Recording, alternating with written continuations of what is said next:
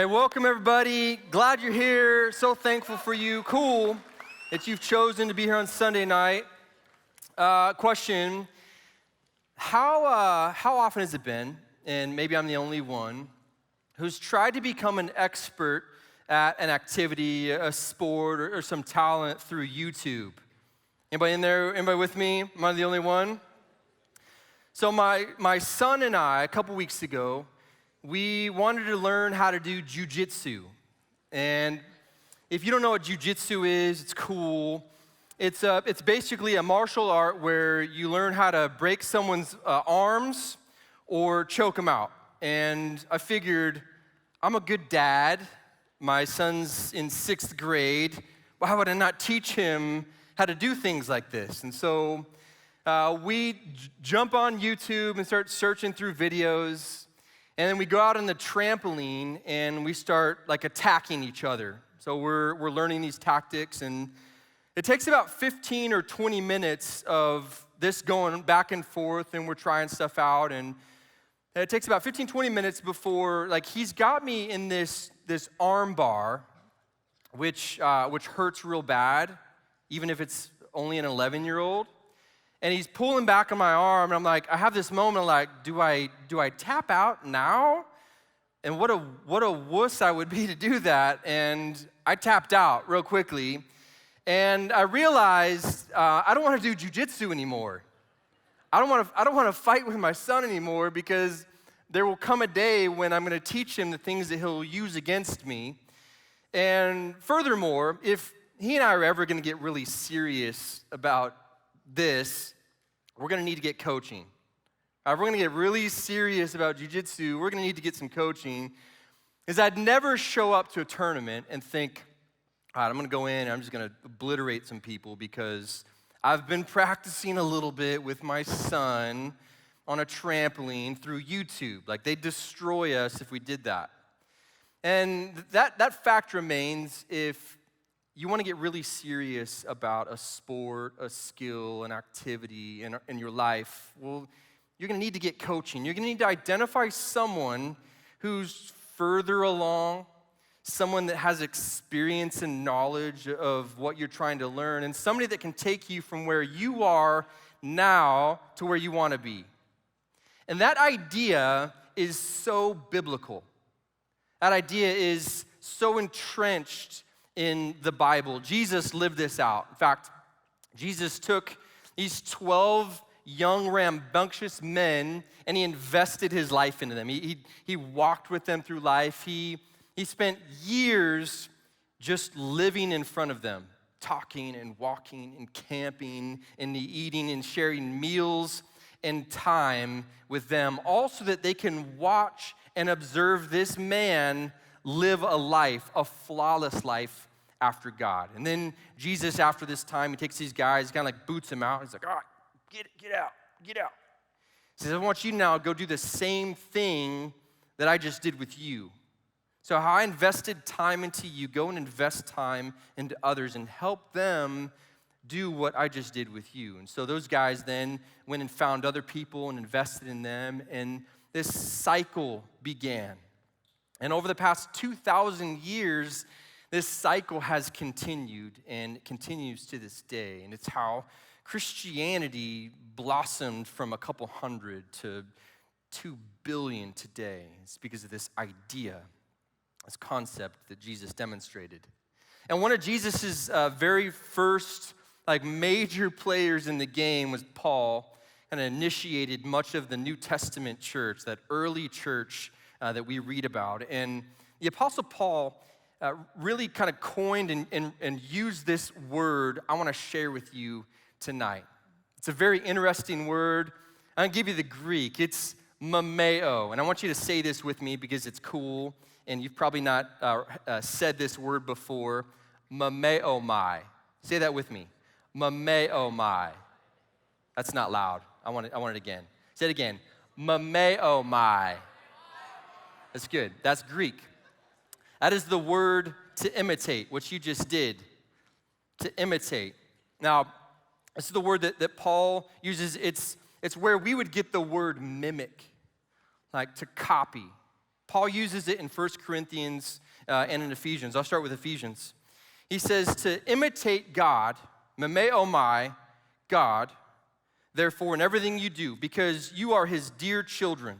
Live a life filled with love, following the example of Christ. He loved us and offered himself as a sacrifice for us, a pleasing aroma to God. If anyone is worthy to be imitated, it's Jesus. If anyone has the capacity or the authority to be followed closely, of course, it's Jesus. So Paul points out, like, for all of us, if you're a Jesus follower, Jesus is the one we completely imitate. But then he says this in another verse. He says in 1 Corinthians 11, and you, that is you if you're a believer, should imitate me just as I imitate Christ. You imitate me as I imitate Christ. What he's not saying is for you as a believer to be an imitation. He's not saying that you're just supposed to be a replica or a duplicate or a copy of another person. You still are supposed to have your own faith. You still are supposed to be an individual. He's saying that you're to imitate qualities, characteristics of people that follow Jesus.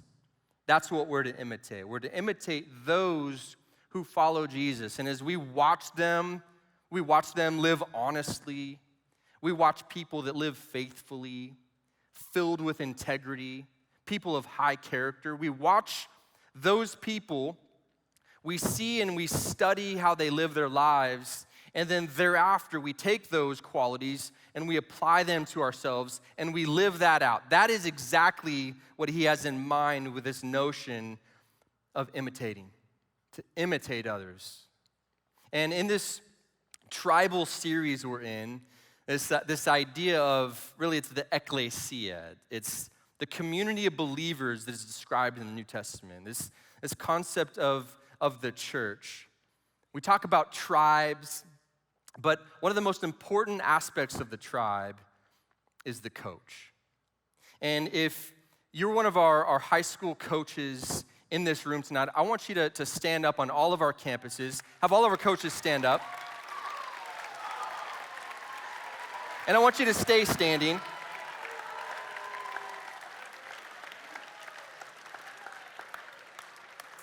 I want all the coaches on all of our campuses to stay standing. And what I want to do is I want to frame for you what they're doing. I want to articulate for you, like, what a coach is. See, a coach has decided that they follow Jesus, and as our coaches follow Jesus, they are put in a place of being imitated. They're put in a place where you can watch them and you can learn from them. They are not flawless. They are not perfect, nor am I. They are in this place because they love Jesus and they love students. And so they volunteer their time on Sunday nights. Sometimes hours and hours of time. Some of them go to camps. This is not community service for them. They are not on parole. They're here because they truly, I don't know that for sure. They might be. They're here because they love Jesus and they love students. And they want you to be able to see some of the qualities in them. So that as you're living your life, and sometimes it's tough to live this faith as a high school student, so that you can have someone that you can look to. And the way that God has designed this world is that he's given us a few different authorities in our life. Our parents are spiritual authorities in our life. And for some of us, that's a bad example because mom and dad may not necessarily be a spiritual authority for us. But then we also have within the church, we've got these individuals here in front of us, these coaches that are living their life after Jesus, and you're to watch and observe and take from them so that as you get older, as you start to live out your faith, you can do the same thing. So their goal for you is that you'd become a Christ-centered difference maker. And then when it's all said and done and you're moving on into college life or life beyond college, you then turn around and you begin to invest your life into other people the same way that Paul described imitation, the same way that Jesus modeled for us. Let's give our coaches a big round of applause. They can have a seat.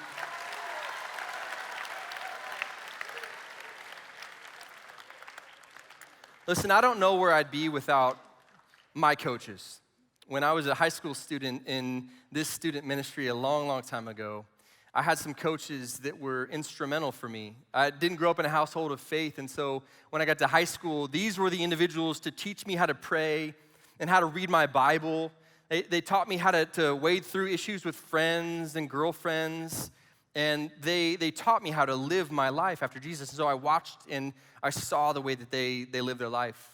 I remember being in a Bible study one time, and we're sitting waiting for the group to show up. And I was on the couch, and I see that there's a little magazine rack next to the couch, and I start flipping through some of the magazines, and I see that one of the magazines is a lingerie magazine. It's a Victoria's Secret. And I'm like a 14 or 15-year-old, and so I want to see what type of secrets Victoria is going to share in this magazine. So as I start looking through this, I realize there's not a lot of secrets that are being kept, all kinds of honesty here. And my coach looks at me and he begins to tell me, hey, what you're looking at right now is not for your eyes. You're looking at something that's not supposed to belong to you, which I was thinking like at the time, why do you have this then in your house? But the truth is this, that I had coached myself for years before that to let my eyes look at whatever I wanted to look at, and to look at anything that came in front of me, but he was showing me a better way. He was showing me that maybe it's going to be more difficult for a while, but this is going to be the way to follow after Jesus. My coaches were really big in my life. So I have a question I want to have you kind of think through and process tonight. It's this: how willing are you to be coached?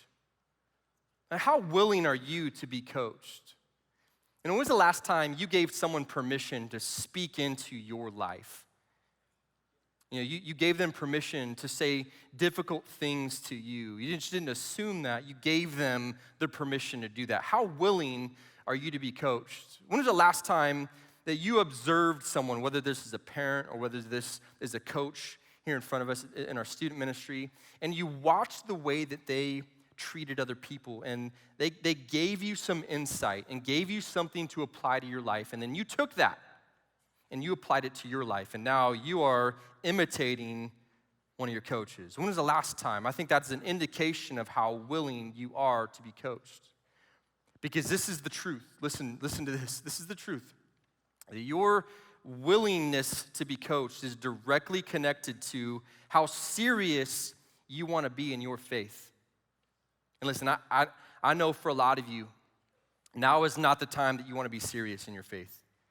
Like you'd rather kind of dabble in it or sort of be a Jesus follower. Maybe at another time in your life, you'll decide that now is the time to be serious. Whenever you decide that you want to get serious about your faith, whether it's now or down the road, coaching will be necessary. All right, I was hanging with this student who graduated several years ago. His name's Trevor, and he was telling me his story. He says when he was 8 years old, his parents divorced.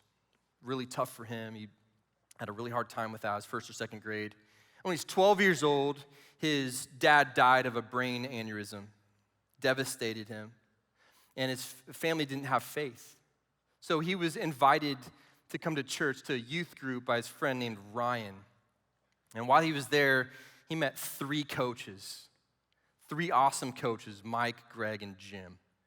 These coaches, single-handedly invested who they are into him. And as he looks back now, he's now a coach on one of our campuses, coaching high school students, kind of doing what this model explains. As he looks back, he sees that this was all a part of the process. And the reason why he's able to do what he's doing right now is because he was willing to be coached. Would you?